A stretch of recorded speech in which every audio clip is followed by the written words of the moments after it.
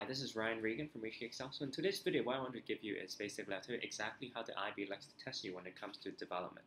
Development comes out in paper 2. In paper 2, there's going to be 4 parts, part A, B, C, D.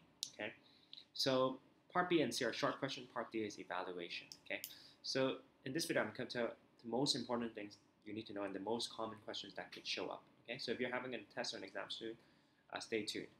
Okay, so for part B and C, what you need to know about part B and C is that although this exam is supposed to be about development, 99% of the time there's going to be a question on other parts of the syllabus. Okay, so for example, for micro, a lot of times there will be questions about simple demand and supply, but actually it's not only exclusive to demand and supply. There could be many other types of questions about micro that could potentially show up, even elasticity, government intervention, all of these. Okay, for macro, ADAS is most common. Okay, and income inequality is common. Income inequality is a problem when there is development in an economy, right?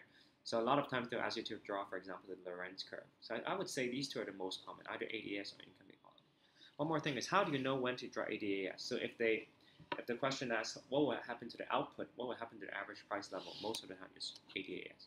For trade, I've seen questions on that as well. It could show up. So for example, tariff diagrams, terms of trade is quite common as well. Okay, so basically what I'm telling is that for part B and for development paper, actually I think the IB likes to test micro, macro, and trade because so it's like another place where they can test it. Okay, so you need to be prepared. Okay, but of course in our regular lessons we will teach you the common types of question, all the question types that can show up, and you can master them easily. Lastly, for development, for part B and C, of course there can be questions related to development syllabus as well. I'll tell you what I think is the most important. First is what we call growth and development, the relationship between growth and development. Okay, growth and development have a very intricate relationship, and if you can understand the relationship between economic growth and economic development, you can answer a lot of questions. The second one I can think of off the top of my head is why are agricultural goods not so good for development, right? So why are farmers poor? Okay, the economic theories that explain why farmers tend to be poor often shows up. So for example, explain why specialization in agricultural goods leads to low economic development. Okay, poverty cycle again. So poverty cycle is like it explains why people are stuck in poverty. So you can refer to a textbook and you can find this. For example, they can ask you questions like explain why the disease lead to the poverty cycle, things like that. Okay. Now for part D is evaluation. This is actually, I think it's easier. It's easier to study for part D because the question types are quite predictable. One of the main one is FDI.